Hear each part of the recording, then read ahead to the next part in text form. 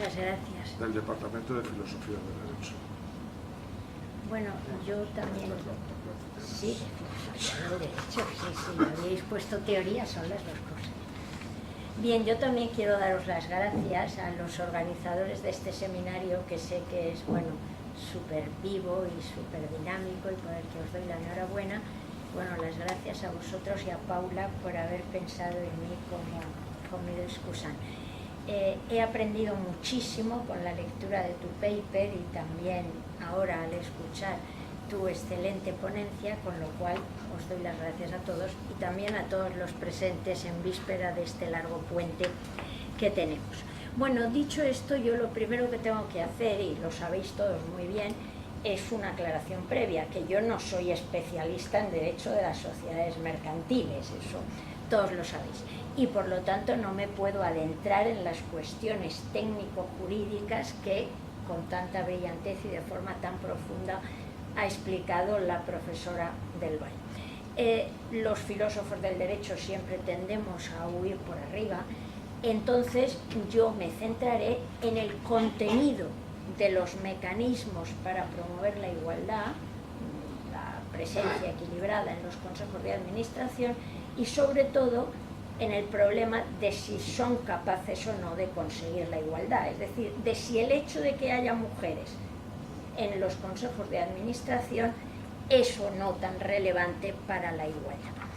Bien, cuando se trata de evaluar medidas y políticas que intentan promover una mayor igualdad entre mujeres y varones, yo creo que es importante tener en cuenta la realidad de la que partimos.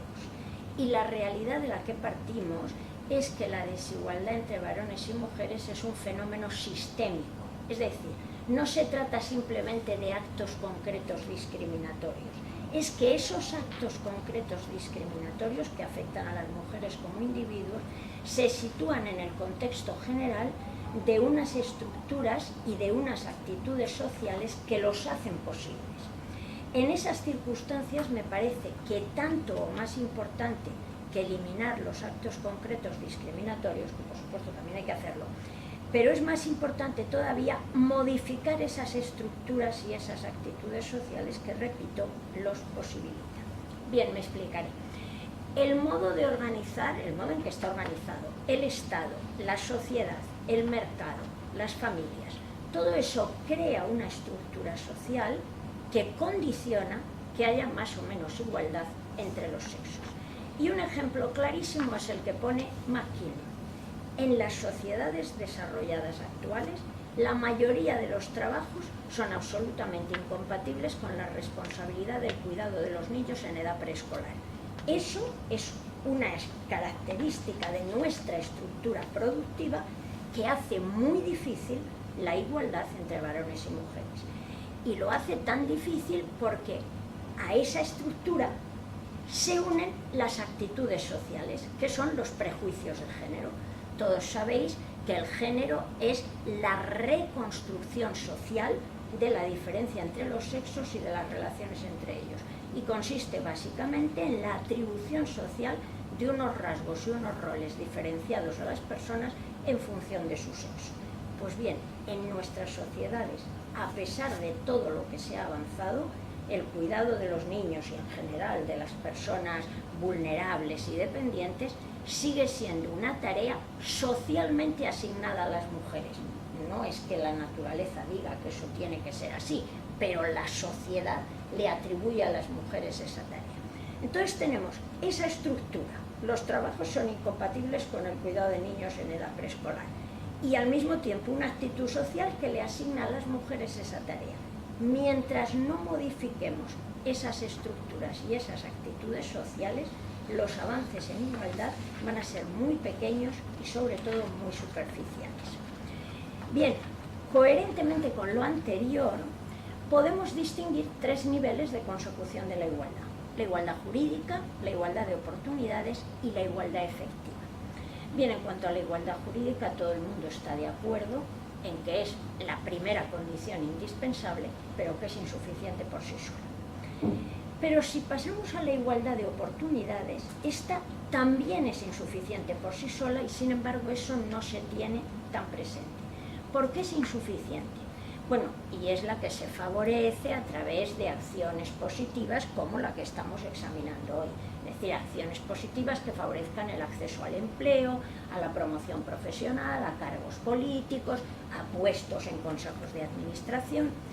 Bien, pero esa igualdad de oportunidades está diseñada de modo que es para acceder a instituciones, a empleos, a roles, a posiciones sociales que en realidad han sido definidos previamente por los varones en función de sus valores, de sus intereses, de sus preferencias, de sus necesidades, de sus experiencias. Es decir, ¿por qué los trabajos son incompatibles con el cuidado de los niños en edad preescolar? Pues porque los varones nunca se tenían que ocupar de los niños, antes, cuando se organizó nuestra estructura social, y de hecho tampoco hoy día se ocupan en la misma medida que las mujeres. Entonces, cuando uno tiene que jugar con las reglas de otro, ese es el problema de la igualdad de oportunidades. Se te admite a jugar un juego cuyas reglas han establecido otros antes de que tú entrases en el juego. En esas circunstancias, la igualdad solo se puede conseguir a condición de homologarse con el modelo dominante, es decir, con el modelo masculino, de actuar, de intentar actuar como han actuado tradicionalmente los varones. Pero dice McKinnon que eso es imposible. Cuando uno juega con las reglas de otro, siempre juega mal, siempre es un mal jugador. Y entonces dice, la igualdad ha sido definida, la igualdad entre los sexos ha sido definida de modo tal que jamás puede ser alcanzada. Y bueno, el techo de cristal, que es de lo que estamos hablando hoy, o la brecha salarial, son otras tantas constataciones de que la igualdad efectiva está muy lejos de ser alcanzada. Pero ¿por qué está tan lejos de ser alcanzada? Si nos damos cuenta, a las mujeres se nos coloca en un dilema. Por una parte, la exigencia de adecuarse, es decir, en un trabajo en las empresas tienes que estar dispuesto a trabajar 27 horas al día y te tienes que adecuar a ese modelo. Pero al mismo tiempo, los prejuicios de género te señalan como diferente y como incapaz para adecuarte. Esto explica la reticencia de las empresas en contratar a mujeres en edad reproductiva. ¿Por qué? Porque se considera que en el momento tengan hijos ya no van a ser unas trabajadoras como se espera de ellas. Se te está señalando como diferente y como incapaz para adecuarte. Bien, no sé si el tiempo me lo permite, pero hubo algo que en el 2006, hace muchos años, oí una noticia que me impresionó y estos días me puse ya a buscarla en internet y a concretarla, que prueba esto, ese dilema en el que se colocan las mujeres. Cuando estaban haciendo las elecciones primarias en el Partido Socialista francés en el 2006 y tenían que elegir a su candidato para las presidenciales de mayo del 2007, al final quedaban 3 candidatos, el Dominique Strauss-Kahn, que luego ha tenido largas vicisitudes, Laurent Fabius y Ségolène Royal. Bueno, como la que iba de candidata con mayores expectativas era Ségolène Royal, que de hecho ganó las primarias, aunque luego fue derrotada en las presidenciales, para desacreditarla, Laurent Fabius dijo nada menos que ¿y quién cuidará a los hijos de Ségolène Royal? Pero no solo esto, es que además uno de los defensores de la candidatura de Ségolène Royal se apresuró a contestar, no, si en realidad los hijos de Ségolène Royal ya son mayores.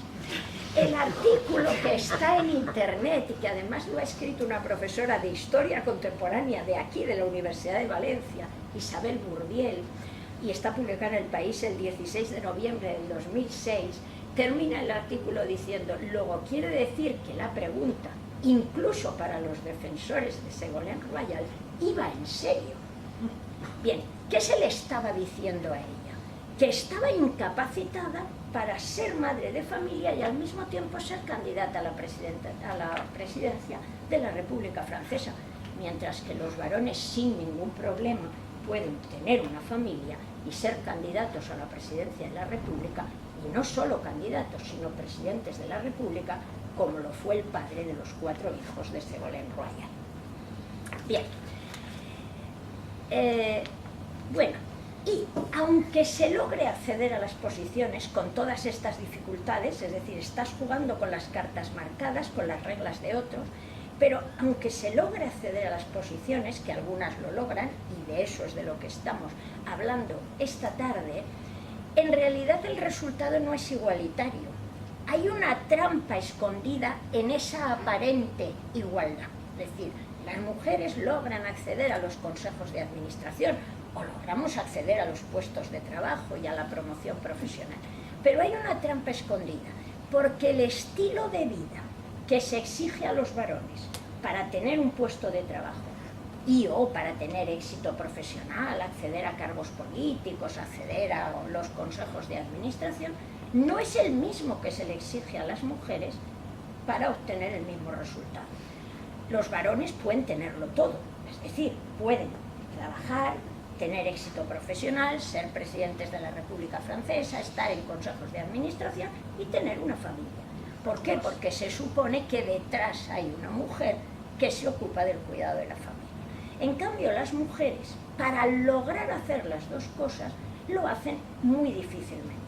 En los niveles medios se hace a costa de la doble jornada o de conformarnos con trabajos menos retribuidos, con menos reconocimiento social, con menos estabilidad en el empleo, trabajo a tiempo parcial, un largo etcétera. Y en los niveles altos, que es de lo que estamos hablando ahora, se consigue a costa de renunciar de un modo u otro a la familia. La conclusión es que la igualdad de oportunidades, así tal como la tenemos, da mejores resultados para las mujeres cuya posición se parece más a la de los varones.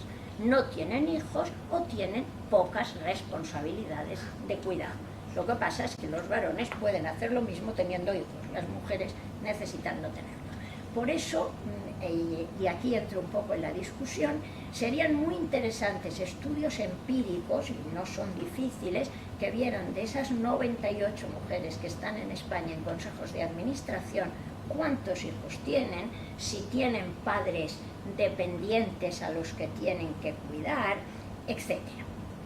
Bien, de todo lo anterior se desprende, y paso al tercer nivel de la igualdad, que la igualdad efectiva exige algo más que la igualdad jurídica y que la igualdad de oportunidades. Exige la eliminación de los prejuicios de género y la superación del androcentrismo. Es decir, que en la definición de las posiciones sociales, de los roles, de los empleos, se tengan en cuenta, se valoren y se potencien por igual las aspiraciones, las necesidades y las conductas tanto de los varones como de las mujeres. Bien, ¿cómo se aplica todo esto al tema que nos ocupa? Es decir, a la presencia de las mujeres en consejos de administración. Bien, de acuerdo con la taxonomía que Paula nos ha explicado magníficamente, yo creo que la he resumido al leerla y al escuchar, que ya sea en forma de obligaciones legales más o menos vinculantes o de recomendaciones, el contenido de los mecanismos para favorecer la mayor presencia de mujeres en consejo de administración se reconduce al establecimiento de cuotas, ya sea cuotas en sentido estricto o metas, que es lo que establece el artículo 75 de la LOI, o bien al establecimiento de obligaciones o recomendaciones de autorregulación. Y la autorregulación en la normativa española, que son los ejemplos que tú ponías y los que yo he tomado, impulsa a las empresas a favorecer la diversidad de género, de experiencias y de conocimientos. Me referiré al final a esto. Es lo que establece el 529 bis de la Ley de Sociedades de Capital y la recomendación 14 del Código de Buen Gobierno de las Sociedades Cotizadas. Segundo, como has insistido tú mucho en tu ponencia, la autorregulación tiene que ir en la línea de evitar los sesgos implícitos, que en el fondo son sesgos de género. Tercero, en algunos casos, la autorrecomendación tiene que ir en la línea de alcanzar ciertas metas, que es lo que establece la recomendación 14, lo del 30% de mujeres en el 2020, aunque ya has dicho que pocas posibilidades de conseguirlo. Y en otros casos, parece que lo que se exige es una autorregulación que establezca metas, que es lo que establece el 529 quindecis de la Ley de Sociedades de Capital. Bien, y luego has insistido mucho en tu ponencia, y lo he entendido mejor que en el paper, en los mecanismos procedimentales que pueden ser muy útiles, la transparencia, el hecho de que haya más información sobre los méritos de los candidatos. Bien, a ello me referiré al final. Bien, pero todo esto, estas medidas que tratan de promover la igualdad bajo todas estas fórmulas, yo creo que lo que hay que preguntarse es si eso contribuye, primero, a la igualdad de oportunidades, segundo, si contribuye a la eliminación de los prejuicios de género, y tercero, si contribuye a superar el androcentrismo, es decir, a que las posiciones sociales se definan teniendo en cuenta las aspiraciones de uno y otro sexo. Bien, voy a ello. Primero, estos mecanismos favorecen la igualdad de oportunidades. Sí, pueden favorecer la igualdad de oportunidades, dentro de que la igualdad de oportunidades es siempre un objetivo inalcanzable, pero bien, pueden favorecerlo. ¿Por qué? Porque pueden servir para contrarrestar, para compensar los sesgos de género. Tú lo has indicado, y esto es algo que ya el Tribunal de Justicia de la Unión Europea, en la sentencia emblemática del asunto Marshall del año 1997, que es donde se estableció la jurisprudencia a la que tú antes has aludido, que consideró que era conforme al derecho comunitario una preferencia otorgada a las mujeres para ser promocionadas, siempre que en el nivel de la carrera estuvieran infrarrepresentadas, igual capacitación entre ambos candidatos, y que la preferencia no fuera automática, sino que se tomaran en consideración las características de ambos candidatos. Bien, pero lo interesante de esta sentencia, como siempre, y sobre todo en el Tribunal de Justicia de la Unión Europea, es la argumentación. Y en ella se dice que una medida de este tipo promueve la igualdad de oportunidades. Y lo argumenta del siguiente modo, porque dice que en caso de candidatos de distinto sexo, el hecho de que tengan igual capacitación no garantiza que tengan iguales oportunidades, porque teniendo igual capacitación hay una tendencia a promover preferiblemente a los candidatos masculinos. Todo esto es literal de la sentencia. Es decir, ese es el sesgo de género que obstaculiza que haya igualdad de oportunidades, aunque haya igual capacitación. Porque dice, literalmente la sentencia, entran en juego, y por eso se elige a los candidatos varones, prejuicios e ideas estereotipadas sobre el papel y las capacidades de las mujeres en la vida activa. Y entra en juego también el temor a la incidencia de su vida familiar en su actividad profesional.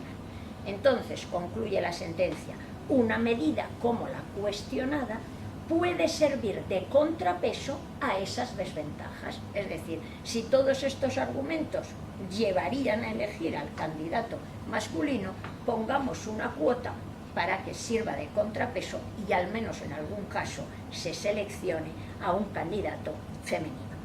Bien, esos sesgos de género que impiden que funcione la igualdad de oportunidades y que estas medidas pueden servir para contrarrestar son los que tú has dicho. La discriminación estadística, es decir, no se elige al candidato en función, con información sobre sus méritos, sino simplemente porque se lo juzga por referencia a lo que los seleccionadores piensan del grupo al que pertenece. Esto es una característica de la discriminación en sentido estricto. Es aquello de lo de mujer tendría que ser, que se dice cuando hay cualquier problema en el tráfico. Es la desvalorización de las personas ligada a su adscripción de grupo, en vez de valorar a la persona individualmente, ver lo que sabe, sus capacidades, simplemente es definida desde fuera y considerada como inferior desde fuera. Bien, esos sesgos son los que pueden corregir medidas de este tipo. Y también el otro sesgo, la teoría de la identidad social, y es que los miembros del órgano tienden a seleccionar, bueno, los varones tienden a seleccionar varones. Bien, por todo esto, estas medidas algo pueden ayudar, pero sus limitaciones son muchas y ahí coincido mucho contigo, es decir, soy una discusante muy poco discutidora. Quiero lanzar temas para el debate, pero discutir poco tiempo. Bien, entonces voy muy deprisa. Sus limitaciones es su reducido ámbito de aplicación, es lo que ha dicho Paula. Es decir, estas medidas en el ámbito del derecho de sociedades solo se aplican para cubrir los puestos de la cúspide de la organización. Es como empezar la casa por el tejado. Se intenta resolver el techo de cristal. Pero ¿qué pasa con las etapas previas de la carrera profesional? Con los peldaños inferiores de la organización, donde las mujeres tienen extraordinarios obstáculos para acceder a la organización si están en edad reproductiva, para la promoción, tienen dificultades de conciliación, etc. Si no resolvemos esto, de poco nos sirve resolverlo en la cúspide. Segundo, el riesgo de que esta igualdad de oportunidades beneficie solo a las mujeres que son capaces de asimilarse al modelo dominante. Primero, porque solo ellas han podido llegar ahí, porque han superado todos los obstáculos anteriores, y segundo, porque paradójicamente, y esto lo lanzo para el debate, el sesgo beckeriano las favorece a ellas. Es decir, puestos a tener que seleccionar a una mujer, seleccionemos a la que más se parezca a nosotros, por así decirlo. Segundo, ¿contribuyen a eliminar los prejuicios de género? Bueno, pues sí, puede contribuir a eliminar los prejuicios de género. La presencia de mujeres en los puestos gerenciales de mayor nivel puede tener un valor simbólico a efectos de signaling, que tú decías. Pero es una contribución limitada, porque en realidad en la actualidad la asignatura pendiente y lo más necesario para la superación de los estereotipos de género es no solo que las mujeres accedan a roles tradicionalmente masculinos, sino que los varones asuman tareas y funciones tradicionalmente consideradas como femeninas. Y eso es lo que las políticas públicas tienen que potenciar. Y ahí el derecho del trabajo, como tú dices, podría hacer mucho. Por último, termino. Este tipo de medidas contribuyen a superar el androcentrismo, es decir, a la feminización de la sociedad, a que las posiciones sociales se definan con nuevos criterios, con nuevas aspiraciones. Pues pienso que si solo acceden mujeres que asumen un estándar de vida masculino, no contribuiremos para nada a la feminización de la sociedad. En ese sentido, me parece más importante todavía que favorecer la diversidad de género, favorecer la diversidad de experiencias y de conocimientos, que dice el artículo 529 bis y la recomendación 14. Me refiero, y en Alemania y en las sentencias del Tribunal de la Unión Europea se habla mucho de esto, ya se va por ahí. Favorecer que accedan personas, que pueden ser varones o mujeres, es indistinto, pero que tengan experiencia en gestión doméstica, en cuidado de personas, en cooperación, por ejemplo, en ONGs. De esta manera se incorporarían a la vida social y concretamente a la gestión de las sociedades mercantiles no solo las mujeres, sino también y sobre todo los valores tradicionalmente considerados como femeninos, pero que en realidad son valores humanos que cualquier ser humano puede desarrollar. Bueno, muchas gracias. Y perdón.